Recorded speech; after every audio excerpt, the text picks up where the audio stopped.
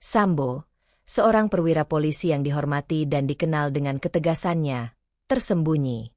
Kisah kelam yang tidak banyak orang ketahui. Ia telah menghabiskan bertahun-tahun berkarier dalam dunia kepolisian, meraih posisi tinggi dengan tekad kuat.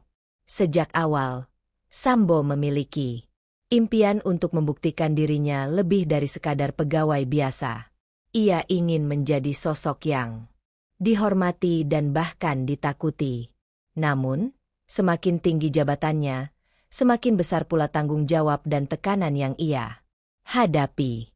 Sambo menjabat sebagai Kepala Divisi Profesi dan Pengamanan, Propam, sebuah posisi strategis di Polri yang memberinya kontrol atas banyak informasi sensitif dan penyelidikan internal. Dalam pandangannya, kekuasaan adalah hal yang utama. Tanpa kekuasaan, ia merasa tak ada yang bisa melindunginya, dan lebih penting lagi, tak ada yang bisa menghentikan ambisinya. Namun, di balik sikap tegas dan penuh wibawa, Sambo mulai merasakan kegelisahan dalam dirinya.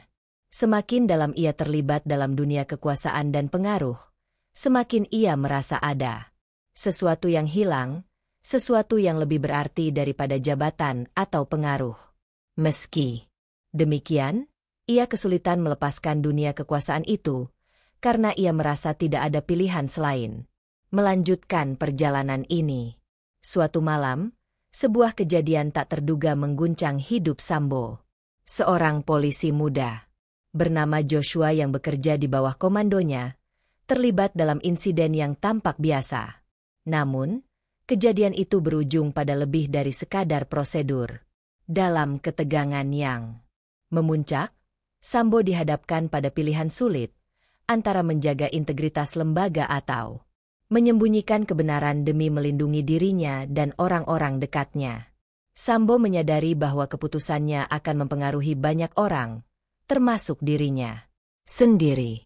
Namun, dengan ego dan ketakutan yang menguasai dirinya, ia memilih jalan yang salah. Sebuah keputusan yang ia pikir bisa disembunyikan, tapi malah membuatnya terjerat dalam kebohongan yang semakin sulit dikendalikan. Seiring waktu, kebohongan yang dibangunnya mulai terungkap. Sambo terjebak dalam serangkaian kesalahan yang semakin membesar, dan dunia luar pun mulai melihat dampak dari tindakannya. Media mulai melaporkan kasus ini, sementara opini publik berubah menjadi kecurigaan dan kebencian terhadapnya. Sambo yang sebelumnya dihormati kini mulai dicemooh, dan ia tidak bisa lagi menghindari kenyataan. Di balik jeruji penjara, Sambo merenung. Ia tak bisa lagi mengelak dari kesalahannya. Meskipun ia meraih kekuasaan yang ia impikan, Sambo sadar bahwa kebahagiaan sejati tak bisa diraih dengan cara yang salah. Dalam kesendirian, ia mulai bertanya-tanya tentang apa makna sejati dari keadilan dan kekuasaan. Berkali-kali, ia mencoba membenarkan tindakannya dengan alasan bahwa ia hanya menjalankan perintah atau melindungi keluarganya. Namun, semakin ia merenung, semakin ia sadar bahwa tidak ada alasan yang bisa membenarkan apa yang telah ia lakukan. Sambo menyadari bahwa meskipun dunia penuh dengan ketidakadilan, kebenaran akan selalu menemukan jalannya, meski itu bisa menghancurkan hidup seseorang. Pada akhirnya, Sambo harus menerima kenyataan bahwa kekuasaan yang ia genggam tidak menjamin kebahagiaan. Ia kini dihadapkan pada fakta bahwa setiap keputusan yang ia buat akan terus membayangi hidupnya. Dalam penyesalan, Sambo mulai memahami bahwa kebenaran adalah hal yang paling sulit dicapai, tetapi kadang-kadang itu adalah hal yang harus dihadapi untuk bisa maju. Sejak terungkapnya kasus ini, Sambo telah dipecat dari jabatannya sebagai anggota Polri dan ditangkap. Ia kini menghadapi berbagai tuntutan hukum, termasuk pembunuhan berencana dan sejumlah pelanggaran lainnya terkait dengan upaya penutupan bukti dan manipulasi penyelidikan. Proses hukum terhadapnya masih berlangsung, dan ia telah dijatuhi hukuman penjara setelah melalui proses persidangan. Secara keseluruhan, Ferdy Sambo kini berada dalam posisi yang sangat berbeda dibandingkan dengan masa kejayaannya sebagai seorang pejabat tinggi kepolisian. ia tidak lagi dihormati, melainkan dipandang sebagai contoh buruk dari penyalahgunaan kekuasaan. Saat ini, ia lebih dikenal karena kasus kriminal yang melibatkan dirinya, yang mengguncang citra kepolisian dan masyarakat Indonesia. Motivasi di balik tindakan Ferdy Sambo dalam kasus pembunuhan Brigadir Nofriansyah Yosua Huta Barat, Brigadir J, pada 2022 masih menjadi bahan perdebatan dan penyelidikan. Namun, beberapa faktor yang mungkin dapat menjelaskan mengapa Sambo melakukan perbuatan tersebut antara lain. 1. Perselisihan pribadi dan keluarga. Salah satu dugaan yang muncul adalah bahwa pembunuhan tersebut berkaitan dengan masalah pribadi di dalam keluarga Sambo. Isu ini mencuat setelah diketahui bahwa Sambo merasa terancam oleh hubungan dekat antara Brigadir J dan istrinya. Ada klaim bahwa Sambo merasa cemburu dan khawatir tentang hubungan tersebut, yang kemudian menjadi pemicu konflik. 2. Kehilangan kontrol dan pengaruh. Sebagai seorang pejabat tinggi di kepolisian, Sambo berada dalam posisi yang sangat berkuasa, yang mungkin membuatnya merasa bisa mengendalikan keadaan. Ketika ada situasi yang mengancam status dan kehormatan pribadinya, dia mungkin merasa bahwa membungkam atau menghilangkan ancaman tersebut adalah satu-satunya cara untuk melindungi dirinya, meskipun itu melibatkan tindakan yang ekstrim. 3. Penyalahgunaan kekuasaan. Sambo memiliki posisi yang sangat berpengaruh dalam tubuh kepolisian, khususnya dalam divisi Propam yang berfungsi mengawasi anggota kepolisian lainnya. Dalam situasi ini, Sambo mungkin merasa memiliki wewenang untuk mengendalikan berbagai situasi, bahkan dengan cara yang tidak sah. Penyalahgunaan kekuasaan dan rasa superioritas ini bisa saja mempengaruhi cara berpikir dan tindakan Sambo. Menutupi kejahatan. Setelah pembunuhan Brigadir J, Sambo bersama beberapa orang lainnya mencoba menutupi peristiwa tersebut dengan memberikan keterangan palsu, memanipulasi bukti, dan mencoba menggambarkan kejadian itu sebagai insiden tembak-menembak yang tidak disengaja. Upaya ini menunjukkan bahwa ia tidak hanya merasa perlu untuk melakukan kejahatan tersebut, tetapi juga untuk menjaga citra dan statusnya agar tidak terungkap. Secara keseluruhan, tindakan Sambo mungkin didorong oleh kombinasi faktor pribadi, ambisi, dan penyalahgunaan kekuasaan yang akhirnya berujung pada keputusan ekstrim untuk melakukan pembunuhan. Perasaan takut kehilangan kontrol atas kehidupannya, baik dalam aspek keluarga maupun profesional, bisa jadi menjadi pendorong di balik perbuatannya yang sangat mencederai hukum dan etika.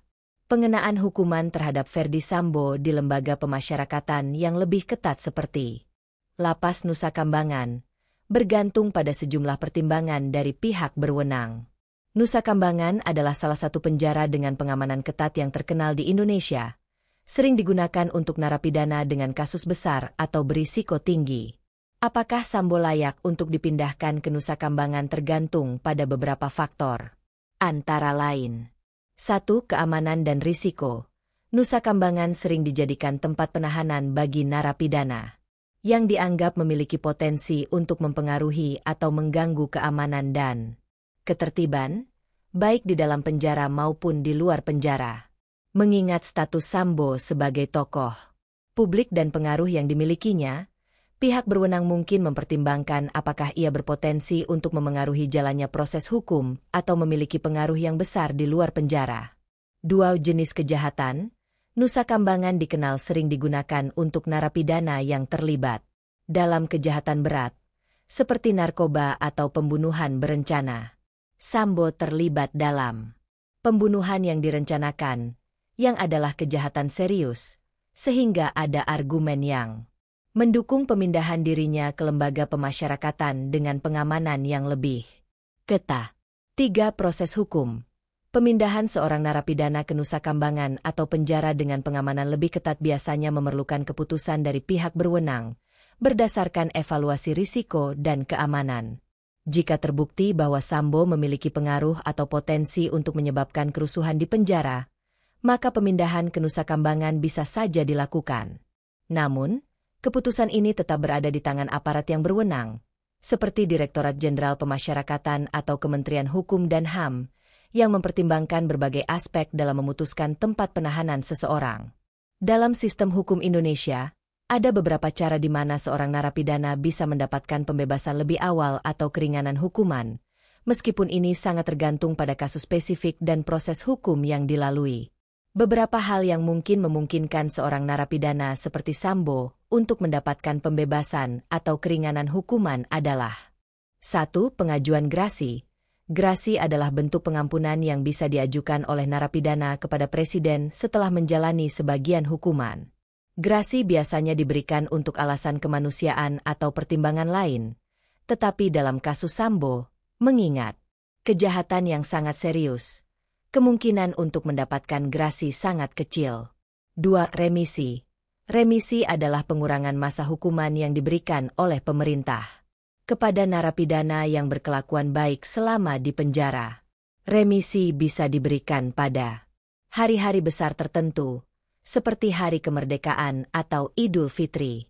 Walaupun remisi bisa memberikan pengurangan masa hukuman, itu tidak berarti pembebasan penuh, dan Sambo tetap harus menjalani sebagian besar hukuman yang dijatuhkan. 3. Banding atau kasasi. Setelah vonis dijatuhkan, terpidana memiliki hak untuk mengajukan banding atau kasasi ke pengadilan yang lebih tinggi. Jika banding atau kasasi diterima, ada kemungkinan hukuman yang dijatuhkan bisa berubah, meskipun dalam kasus serius, seperti pembunuhan berencana, pengurangan hukuman jarang terjadi. 4. Pembebasan bersyarat. PB setelah menjalani sebagian dari masa hukumannya, narapidana bisa mengajukan pembebasan bersyarat yang memungkinkan mereka keluar dari penjara dengan catatan tertentu. Pembebasan bersyarat ini bisa diberikan jika narapidana dianggap telah menunjukkan perbaikan dalam perilaku dan berjanji tidak mengulangi tindakannya. Namun, dalam kasus Sambo yang melibatkan pembunuhan berencana, kemungkinan ini sangat kecil. Untuk saat ini, mengingat kejahatan serius yang dilakukan Sambo dan dampaknya pada masyarakat, pembebasan dirinya tampaknya sangat tidak mungkin dalam waktu dekat. Namun, pembebasan atau pengurangan hukuman masih bisa terjadi jika ada faktor-faktor hukum tertentu yang memungkinkan, meskipun kemungkinan tersebut sangat kecil. Ferdy Sambo lahir pada 27 Oktober 1976 di Palembang, Sumatera Selatan. Sebelum terjerat dalam kasus hukum besar yang melibatkan pembunuhan Brigadir Nofriansyah Yosua Huta Barat, Brigadir J, Sambo memiliki karir yang panjang dalam kepolisian Indonesia. Berikut adalah beberapa poin penting dalam perjalanan hidup dan karir Ferdy Sambo. 1. Pendidikan dan awal karir. Ferdy Sambo masuk Akademi Kepolisian, Akpol, pada tahun 1995 dan lulus dengan pangkat perwira pertama pada tahun 1999. Sejak awal, ia dikenal sebagai sosok yang memiliki kemampuan profesional dan berdedikasi tinggi terhadap tugas kepolisian. Karirnya dimulai di beberapa wilayah, di mana ia berfokus pada penyidikan dan penegakan hukum. Sambo dikenal sebagai sosok yang cerdas dan memiliki ambisi untuk berkembang dalam struktur kepolisian. 2. Karir militer dan kepolisian. Seiring berjalannya waktu, Sambo semakin menanjak dalam karirnya. Ia ditempatkan di berbagai posisi strategis dalam Polri, dan dikenal memiliki kemampuan dalam bidang investigasi. Selama bertugas, Sambo juga menjalin hubungan dekat dengan sejumlah tokoh penting dalam kepolisian, yang membantunya untuk mendapatkan posisi-posisi lebih tinggi. Salah satu pencapaian besar dalam karirnya adalah ketika ia menduduki jabatan sebagai Kepala Divisi Profesi dan Pengamanan, Propam, posisi yang memberinya pengaruh besar dalam internal kepolisian. 3. Kepemimpinan di Propam. Pada tahun 2021, Sambo menjabat sebagai Kepala Divisi Propam Polri. Divisi ini bertanggung jawab untuk mengawasi kinerja anggota kepolisian, termasuk melakukan penyelidikan terhadap perilaku dan pelanggaran anggota kepolisian. Sebagai pejabat tinggi di Propam, Sambo memegang kontrol yang sangat besar dalam tubuh Polri, bahkan memiliki kewenangan untuk mengatur dan mengawasi sejumlah permasalahan internal yang sensitif. 4. Kontroversi dan kejatuhan. Meski memiliki karir yang cemerlang, Sambo kemudian terjerat dalam kontroversi besar yang mengubah hidupnya. Pada Juli 2022, kasus pembunuhan Brigadir Nofriansyah Yosua Huta Barat, Brigadir J, mengguncang dunia kepolisian Indonesia. Sambo bersama dengan sejumlah orang terdekatnya diduga terlibat dalam perencanaan dan pelaksanaan pembunuhan Brigadir J, yang kemudian diupayakan untuk ditutupi melalui rekayasa cerita dan manipulasi bukti. 5. Penangkapan dan proses hukum.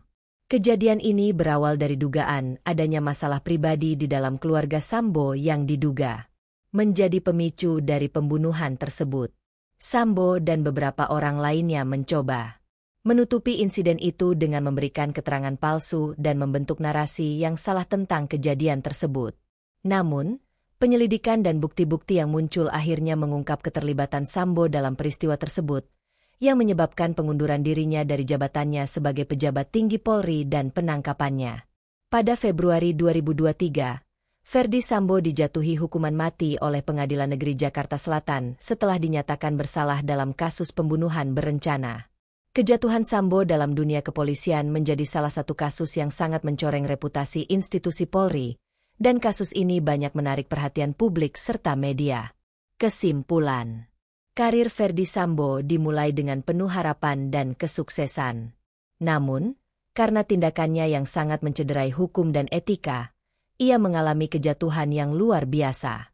Sebagai seorang perwira tinggi kepolisian, Sambo seharusnya menjadi contoh integritas dan pengabdian kepada negara, namun ia justru terjerat dalam skandal yang mengubah hidupnya dan meninggalkan dampak besar bagi lembaga kepolisian Indonesia.